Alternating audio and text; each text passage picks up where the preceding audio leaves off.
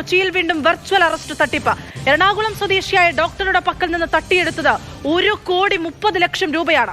Phone നമ്പറിൽ നിന്ന് അനാവശ്യ കോളുകൾ പലർക്കായി വന്നുവെന്ന് വിശ്വസിപ്പിച്ചായിരുന്നു തട്ടിപ്പ്. ശ്യാം പ്രസാദ് ഉത്തമനാണ് വിശദാംശങ്ങളുമായി ചേർന്നത്. ശ്യാം, നേരത്തെ പറഞ്ഞതുപോലെ കുറച്ചു കാലങ്ങളായി വെർച്വൽ അറസ്റ്റ് വാർത്തകളുടെ ഒരു കുറവുണ്ടായിരുന്നു.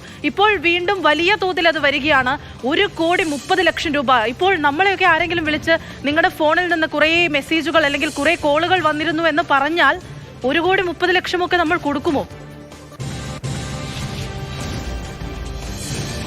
അനശ്വര, തീർച്ചയായിട്ടും ഇത് കേൾക്കുമ്പോൾ ആരും ഒന്ന് ഞെട്ടും അല്ലെങ്കിൽ ഒന്ന് അമ്പരയ്ക്കും. ഇത്രയധികം തുക കേവലം ഒരു വെർച്വൽ അറസ്റ്റിന്റെ പേരിൽ ഇട്ട് കൊടുക്കുമോ എന്ന് ചിന്തിക്കുന്നവരും ഉണ്ടാകും. എന്നാൽ അങ്ങനെ തന്നെയാണ്. എറണാകുളത്ത് നിന്നാണ് ഈ പരാതി. അതും 81 വയസ്സുള്ള ആ ഡോക്ടറാണ് ഇത്തരത്തിൽ ഈ വെർച്വൽ അറസ്റ്റിന് തട്ടിപ്പ് ഇരയായത്.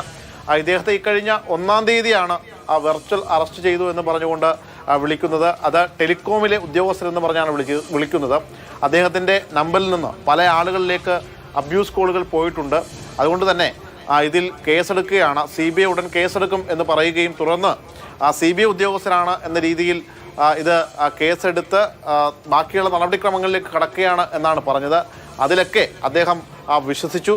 തുടർന്ന് നിങ്ങളുടെ വരുമാന സോഴ്സ് ഏതൊക്കെയാണ് എന്ന് വ്യക്തമാക്കാൻ പറഞ്ഞു.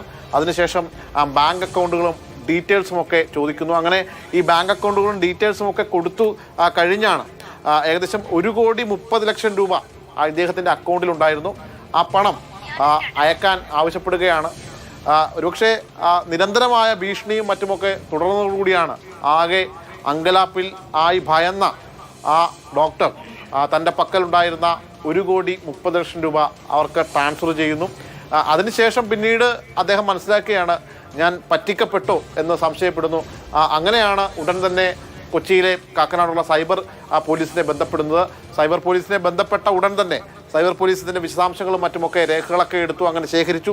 പെട്ടെന്ന് തന്നെ ഇതിൽ ദേശീയ നമ്പറുണ്ട്. ആ നമ്പറിൽ വിളിച്ച് അതിൻ്റെ കാര്യങ്ങളൊക്കെ അറിയിച്ച് അങ്ങനെ ഇദ്ദേഹം പണം അയച്ചു കൊടുത്ത ആ ബാങ്ക് അക്കൗണ്ടിൽ അത് ഫ്രീസ് ചെയ്യുകയാണ് ഉണ്ടായത്. അങ്ങനെ 1,03,00,000 രൂപ ഇപ്പോൾ നിലവിൽ ഫ്രീസ് ചെയ്യാൻ പറ്റിയിട്ടുണ്ട്. അതൊരു പക്ഷേ തിരികെ കിട്ടും. അത് ഇദ്ദേഹത്തിൻ്റെ സോഴ്സും കാര്യങ്ങളൊക്കെ വെളിപ്പെടുത്തി കൂടാതെ ഇതിൻ്റെ രേഖകളെല്ലാം കൂടി സമർപ്പിച്ചാൽ മാത്രമേ ആ പണം 1,03,00,000 രൂപ തിരികെ കിട്ടുകയുള്ളൂ. പക്ഷേ തട്ടിയെടുത്ത മറ്റ് 27,00,000 രൂപ ഇവർ മറ്റ് അക്കൗണ്ടുകളിലേക്ക് ഇട്ടുകൊണ്ട് അങ്ങനെ അവർ ആ പണം കൈക്കലാക്കുകയാണ് ഉണ്ടായിട്ടുള്ളത്.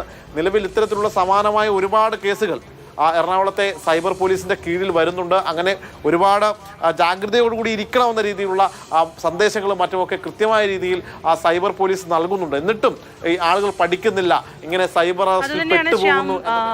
എത്ര ജാഗ്രതാ നിർദ്ദേശം നൽകിയാലും ഈ കെണിയിൽ പെട്ടുപോകുന്നു എന്നുള്ളതാണ് ഈ സൈബർ തട്ടിപ്പുകാരെ ഇത്രമേൽ വളർത്തുന്നത്. ശ്യാം പ്രസാദ് ഉത്തമനാണ് ഈ വിശദാംശങ്ങൾ നൽകിയത്.